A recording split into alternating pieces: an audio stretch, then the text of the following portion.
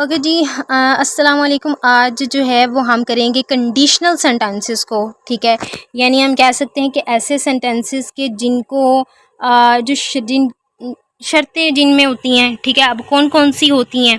अब ये जो कंडीशनल सेंटेंसेस होते हैं ना, ये बहुत बार पेपर में पूछे जाते हैं। ठीक है, और किस तरीके से इसके कुछ रूल्स हैं, कुछ ट्रिक्स हैं कि आप इजीली इसको सॉर्ट आउट कर सकते हो। अब हम देखते हैं कि जो कंडीशनल सेंटेंसेस हैं, ठीक है, इसके कुछ कंडीशंस या सिचुएशंस होती हैं। ठीक है, 4 टाइप्स हैं। कुछ होती हैं जनरल ट्रूथ होते हैं, जैसे कि सूरज जो है वो मगरिब में जो है वो डूबता है या गरूब होता है। सूरज जो है वो मगरिब में गरूब होता है, मशरिक से निकलता है। ठीक है, अगर इसमें अगर जो है वो इफ़ होता है कि शर्त कंडीशन रखी होती है ना, या सिचुएशन हम बता रहे होते हैं। अब इसमें फॉर एग्ज़ाम्पल अगर मैं किसी बल्ब का बटन ऑन करूं तो ऑब्वियसली लाइट क्या हो जाएगी, ऑन हो जाएगी। ये क्या है, ट्रुथ है। ये होना ही होना है कि अगर मैं ऑन करूंगी तो उसने ऑन होना है, अगर मैं फ़ैन का बटन बंद करूंगी तो फ़ैन ने बंद होना ही होना है। ठीक है, अब सूरज जो है उसने मशरिक में जो है वो मशरिक से उसने निकलना है, ये होना ही होना है। यानी ऐसी चीज़ें जो कि ट्रुथ हैं, होनी ही होनी है। ठीक है, वो है जनरल ट्रुथ। कुछ ऐसी होती हैं कि जिन पर कंडीशन होती हैं कि अगर मैं मेहनत करता तो मैं पास हो जाता, इसमें कंडीशन है कि वो मेहनत करती।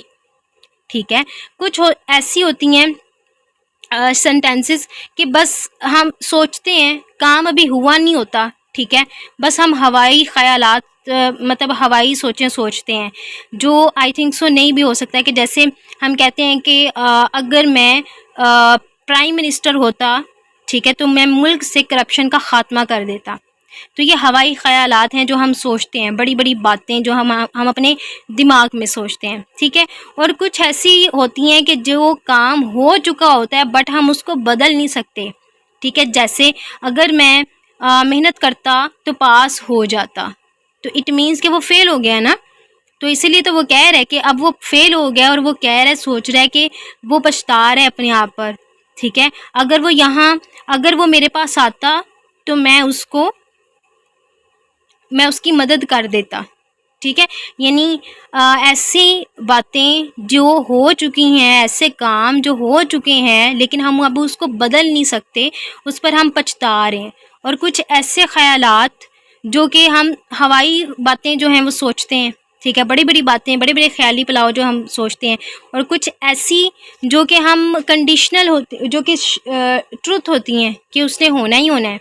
ठीक है, अब हम देखते हैं कि अगर ऐसे सेंटेंसेस पेपर में आ जाते हैं, ठीक है, इसकी कुछ हम देख लेते हैं कि अगर फ़िक्रे के पहले हिस्से में कौन सा टेंस यूज़ किया हो तो आगे हमने क्या यूज़ करना है। ठीक है, क्योंकि मेन चीज़ें यही होती हैं कि अगर हमें ये पता चल जाता है तो हम अगली जो सेंटेंस होता है उसको कंप्लीट करना आसान हो जाता है। जी, एक बात आपने याद रखनी है। ठीक है, अगर कभी पेपर में पूछ लेता है, कहता है कि इफ़ और आगे फ़िक्रा हो प्रेजेंट इंडेफिनिट का। ठीक है, फ़िक्रा आपने बाद में देखना है। आपने देखना है कि वहाँ पर जो टेंस यूज़ हो रहा है क्या वो पास्ट में है, इंडेफिनिट में है, प्रेजेंट इंडेफिनिट में है, किस मतलब कि उसने किस्म का दिया हुआ है। ठीक है, टेंस। तो अगर प्रेजेंट इंडेफिनिट है तो आपने अगला जो लगाना है वो भी प्रेजेंट इंडेफिनिट में लगाएंगे। ठीक है, अगला फ़िक्रा जो अगला आप कंप्लीट करेंगे, अगली जो वर्ब लगाएंगे वो भी प्रेजेंट इंडेफिनिट में ही लगाएंगे। ठीक है, या कभी जो है वो फ्यूचर अगर आपको सूट करता है कि वहाँ पर जो है वो फ्यूचर आना चाहिए तो फिर अब फ्यूचर जो है इंडेफिनिट लगेगा। ठीक है, for example if you touch a fire. ठीक है, अगर तुम आग को हाथ लगाते हो या टच करते हो तो यहाँ पर क्या है, प्रेजेंट इंडेफिनिट है। और अगर तुम आग को टच करते हो तो डेफिनेटली तुम्हारा हाथ जलना ही जलना है। अब इसमें कोई शर्त नहीं है कि तुम्हारा हाथ नहीं जलेगा। ठीक है, यू विल, जल जाओगे, अब ये बात तो नहीं आएगी ना। अब ये है कि if you touch the fire अगर तुम जो है टच करोगे फायर को, यू गेट बर्न। ठीक है, तो यहाँ पे प्रेजेंट इंडेफिनिट आया है, तो आगे भी हम इन प्रेजेंट इंडेफिनिट ही करेंगे, क्योंकि अगर हम फायर को हाथ लगाएंगे तो हम जलेंगे ही जलेंगे, इसमें विल का ऑप्शन नहीं आएगा। ठीक है, अब यहाँ पर जो है कहता है कि इफ़ आई स्टडी हार्ड, ठीक है, I will pass my exam, कि मैं एग्ज़ाम को पास कर जाऊँगा अगर मैं मेहनत करूँगा तो। ठीक है, तो अगर ऐसी कंडीशन हो कि जो कि अगर होनी ही होनी है, ठीक है, जैसे कि अगले फ़िक्रे में है, मैं आपको एक एग्ज़ाम्पल देती हूँ। जैसा कि मैं कहती हूँ कि व्हेन द सन सेट्स, अब यहाँ पे प्रेजेंट इंडेफिनिट यूज़ हो रहा है। अब जब सन, जो सूरज है, जब वो गुरूब हो जाएगा तो डेफिनेटली अंधेरा होगा ही होगा। तो ऐसी चीज़ें, ऐसे काम कि अगर एक चीज़ के होने से वो होनी ही होनी है, तो फिर हम प्रेजेंट इंडेफिनिट का यूज़ करेंगे। ठीक है, if you touch the fire, तो तुमने जलना ही जलना है। ठीक है, अगर सूरज गरूब होता है तो अंधेरा तो होना ही होना है। ये तो ऐसी चीज़ें हैं जो कि होनी ही होनी है। तो फिर अगर प्रेजेंट इंडेफिनिट एक सेंटेंस में यूज़ हो रहा है, तो आगे भी हम कौन सा टेंस यूज़ करेंगे? प्रेजेंट इंडेफिनिट ही यूज़ करेंगे। ठीक है, और अगर किसी चीज़ में अगर हमें कोई डाउट हो कि आई विल, मैं पास कर जाऊँगा, ठीक है, फ्यूचर में मैं कर जाऊँगा पास जब मैं मेहनत करूँगा। व्हेन आई स्टडी हार्ड, तो मैं कर जाऊँगा। ठीक है, फिर हम यहाँ पे लगाएंगे विल। ठीक है, अब नेक्स्ट है कि इफ़ पास्ट, अगर पास्ट इंडेफिनेट आ जाए, यहाँ पे मैंने कहा अगर प्रेजेंट इंडेफिनेट आ जाए और ऐसा फ़िक्रा आ जाए जो कि होना ही होना है, ठीक है, उसमें भी अगले फ़िक्रे में हम प्रेजेंट इंडेफिनेट सीधा सीधा लगा देंगे। ठीक है, और अगर किसी फ़िक्रे में इफ़ हो और पास्ट इंडेफिनेट हो, तो अगला फ़िक्रा जो है वो हम करेंगे complete would say. Past indefinite हो तो अगला 90% तो वुड होगा या फिर अदर मॉडल लगेगा। ठीक है, जैसे कि if I won the lottery, अगर मैं लॉटरी जीत जाता, तो यहाँ पे मुझे पता चल रहा है कि ये पास्ट की बात हो रही है। ठीक है, आई, तो फिर मैं पास्ट इंडेफिनेट है, तो फिर मैं डायरेक्ट क्या लगा दूंगी? आई वुड बाय, तो मैं ये ख़रीदता। ठीक है, वुड चूँकि पास्ट के लिए यूज़ होता है, तो I would buy a big house. इसी तरीके से इफ़ शी वर रिच, चूँकि ये भी पास्ट की बात हो रही है। ठीक है,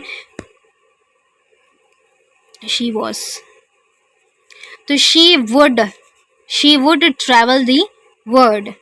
ठीक है, तो अगर किसी भी फ़िक्रे में पास्ट की बात हो रही हो, पास्ट इंडेफिनिट की बात हो रही हो, तो हम वहाँ पे 90% तो वुड का हम करते हैं। ठीक है, और अगर किसी फ़िक्रे में पहला फ़िक्रा इफ़ से शुरू होकर प्रेजेंट इंडेफिनिट हो, तो अगला भी हम प्रेजेंट इंडेफिनिट ही करेंगे अगर वो जनरल ट्रूथ की बात हो रही है कि उसने होना ही होना है, या फिर फ्यूचर, उसकी सेंस देकर उसको फ्यूचर इंडेफिनिट पे ले जाएंगे। ठीक है, नेक्स्ट है कि अगर पास्ट परफेक्ट हो, इफ़ लगा हुआ हो और पास्ट परफेक्ट हो।